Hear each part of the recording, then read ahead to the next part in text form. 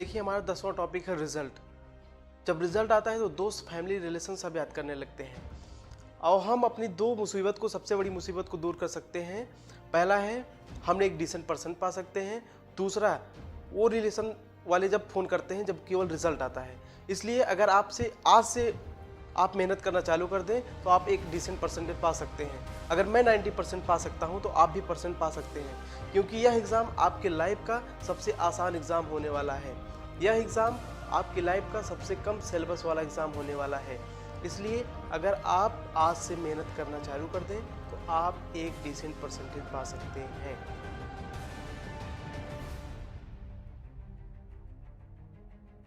Hello दोस्तों, my self Mrityunjay. आज की वीडियो बहुत ही खास होने वाली है, क्योंकि इस वीडियो में बताएंगे कि आप क्लास 10th में 90% या उससे ज़्यादा नंबर कैसे पा सकते हैं।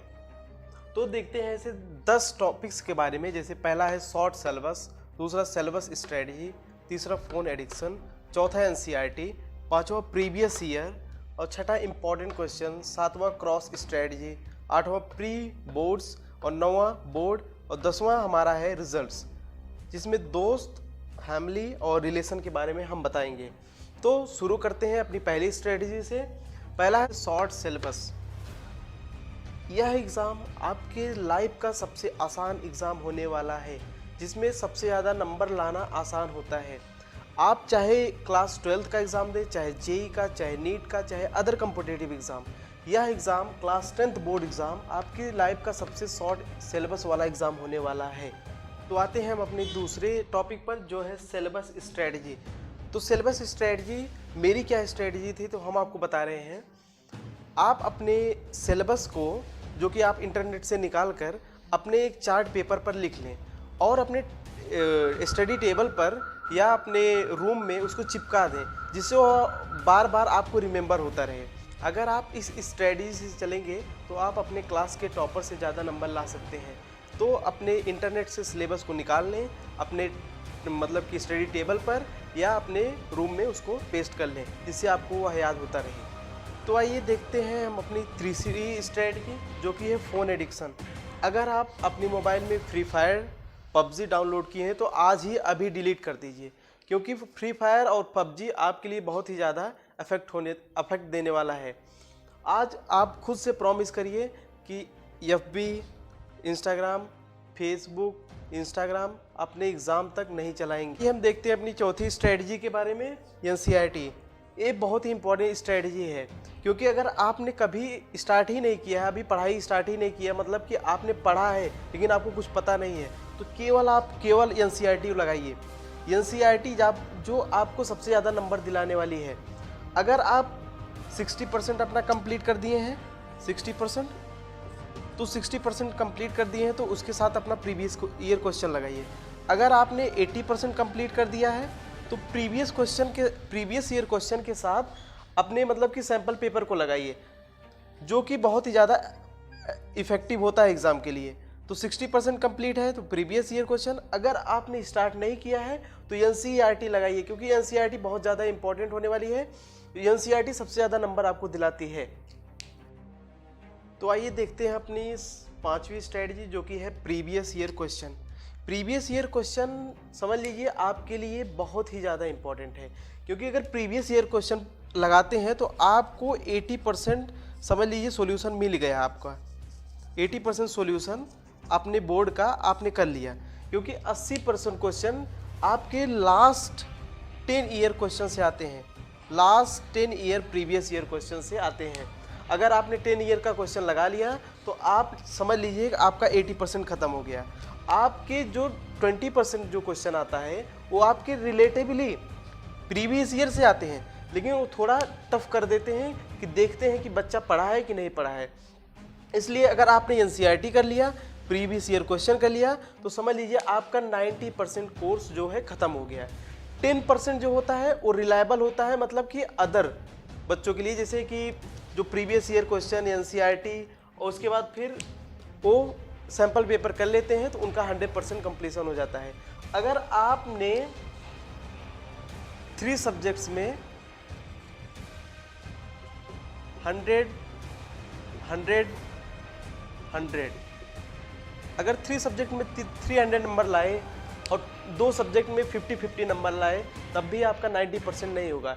इसलिए आप सारे सब्जेक्ट के साथ, मतलब कि फिजिक्स, केमिस्ट्री, मैथ के साथ इंग्लिश भी पढ़िए, हिंदी पढ़िए, जिसका कंप्यूटर है कंप्यूटर पढ़िए, क्योंकि तुम्हारे सारे नंबर काउंट होते हैं। सिंगल नंबर से कोई मतलब इफेक्टिव नहीं होता कि आप सुबह मैथ पढ़ रहे हैं, शाम को मैथ पढ़ रहे हैं, दोपहर में भी मैथ पढ़ रहे हैं।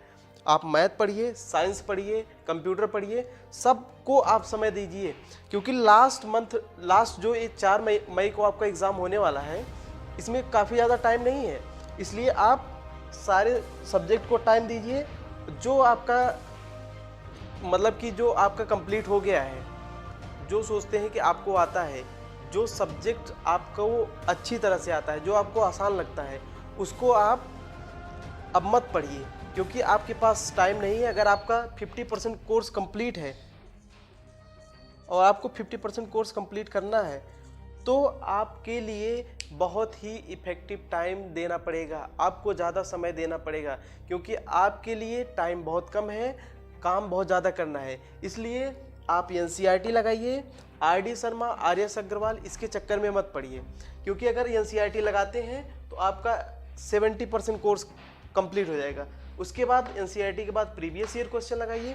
प्रीवियस ईयर क्वेश्चन के बाद आप, अगर आपको टाइम मिलता है तभी आप सैम्पल पेपर लगाइए, वरना NCERT previous year question, last 10 year की प्रीवियस ईयर क्वेश्चन, यही प्रैक्टिस कीजिए।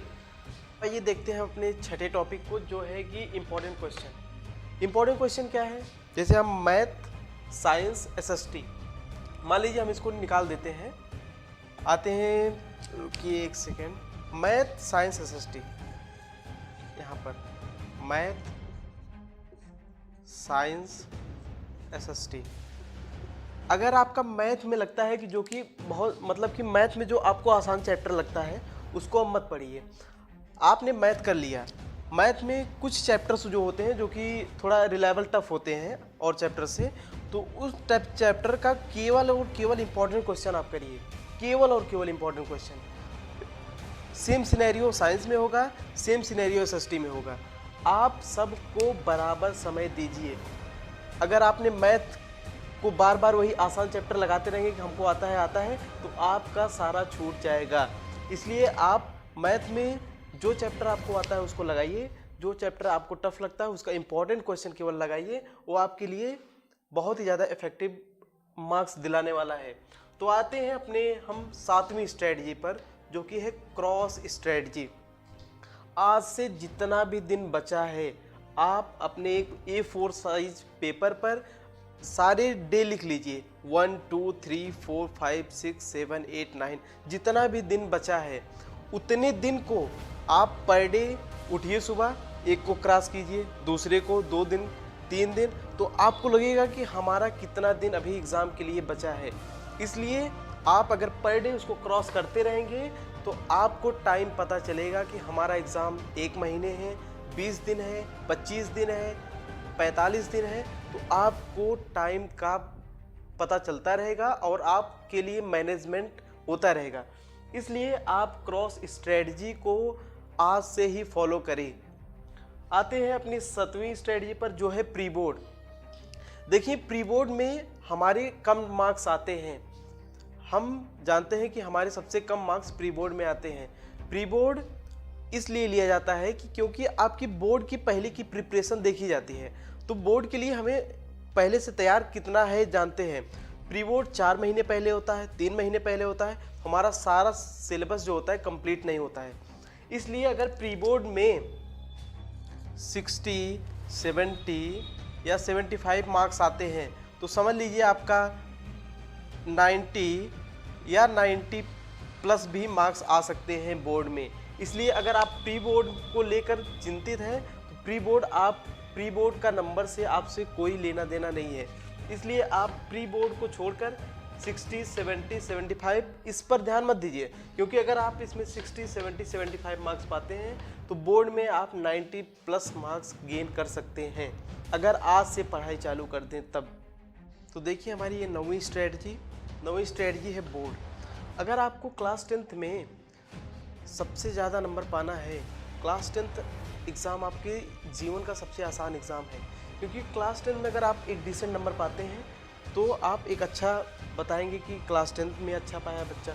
इसलिए हमें pre board, previous year question, last 10 year question और एनसीईआरटी हमें सबसे ज़्यादा लगाना पड़ेगा, क्योंकि अगर एनसीईआरटी लगाएंगे तो हम सबसे ज़्यादा मतलब कि अपनी परसेंटेज को इंक्रीमेंट करते जाएंगे। इसलिए आप और लास्ट 10 ईयर क्वेश्चन अगर आपने लगा लिया तो आपको एक हिंट मिल जाएगी। और ये बोर्ड एग्ज़ाम में सबसे ज़्यादा लीनियंट कॉपी चेक होती है, बोर्ड एग्ज़ाम में सबसे ज़्यादा नंबर मिलता है, वो भी क्लास 10th बोर्ड एग्ज़ाम में। समझ लीजिए आपके लिए बहुत ही ज़्यादा नंबर मिलेगा। इसलिए बोर्ड एग्ज़ाम की चिंता ना करें, आप लीनियंट कॉपी चेक होती है, पहली लीनियंट कॉपी चेक होती है, नंबर ज़्यादा मिलते हैं। और तीसरा, अगर आप प्रीवियस ईयर क्वेश्चन कर लेते हैं तो आपको सारे क्वेश्चन का हिंट मिल जाएगा। देखिए हमारी 10वीं स्ट्रेटजी है रिजल्ट। जब रिजल्ट आता है तो दोस्त, फैमिली, रिलेशन आपको सब याद करने लगते हैं, क्योंकि उन्हें पता होता है जो कभी नहीं याद करते, हमारे रिलेशन के जो कभी फ़ोन नहीं करते उस दिन फ़ोन करते हैं। अगर मैं 90% पा सकता हूं तो आज आप मेहनत करके 90% पा सकते हैं, क्योंकि जो आपका दोस्त जो आपके साथ चाय पीता है वो रात में पढ़ता है, लेकिन आपको पता नहीं कि वो रात में पढ़ता भी है। इसलिए अगर आज से आप मेहनत करना स्टार्ट कर दीजिए तो आप अपने दोस्त से ज़्यादा नंबर पा सकते हैं, अपने क्लास के टॉपर से ज़्यादा नंबर पा सकते हैं, और फैमिली को भी दिखा सकते हैं कि आप एक डिसेंट स्टूडेंट हैं, आपने कुछ कर दिखाया है। इसलिए फैमिली, दोस्त, रिलेशन आपको तभी याद करेंगे जब आपके अच्छे मार्क्स आएंगे, आप लाइफ में इंक्रीज करेंगे, तभी आपको याद करेंगे। इसलिए अगर आप रिजल्ट अच्छा हासिल करना चाहते हैं तो आपको एक अच्छा परसेंटेज लाना पड़ेगा। Thank you.